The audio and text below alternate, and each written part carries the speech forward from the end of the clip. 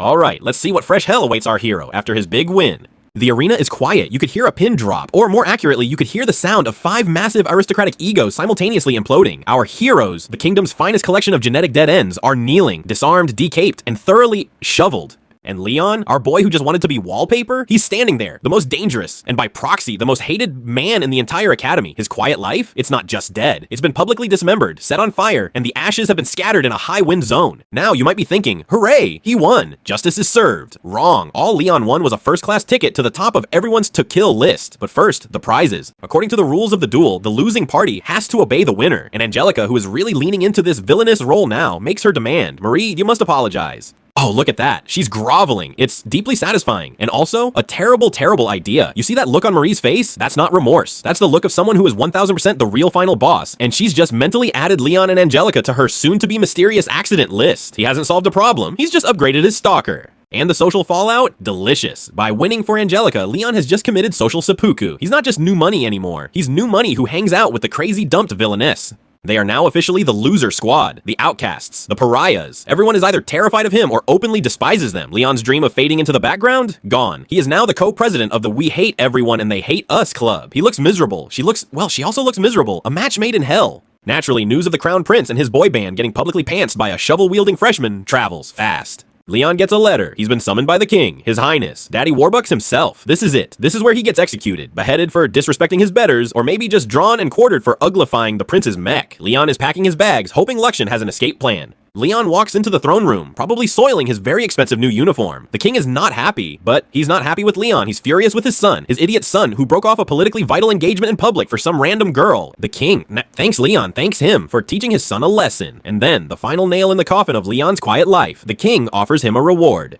Leon has failed. He has failed at failing. He tried to be a background character, and he's just become the most fascinating man at court. His nightmare is just getting cozier. Just when Leon thinks he can settle into his new routine of being stared at and silently hated, the school delivers another round of high-octane stupid. It's time for the school field trip. Oh yes, because this world is a paradise. The field trip isn't to a museum. It's a field study on a remote island. An island that is conveniently infested with monsters and pirates. It's less of an educational experience and more of a creative thinning the herd initiative. Leon naturally is not having it. He goes to his one and only friend, the grumpy sociopathic AI living in his basement. I'm being forced to go on a death cruise, he complains, with the 2 neediest women in the kingdom, and my 5 mortal enemies, and pirates. And Luxian, in its infinite wisdom, basically tells him to stop whining, but it does have a solution, because why take the rickety monster bait school ship when you can take your own ship? Meet the Partner, a new custom-built luxury class cruiser. Leon's solution to being forced on a group trip is, apparently, to outspend the entire kingdom's GDP. He's going to relax. He's going to bring his own high-end tea. He's going to bring his 2 social anchors. He is going to force this field trip to be boring, even if he has to blow up a small army of pirates to do it. His quiet life is on hold.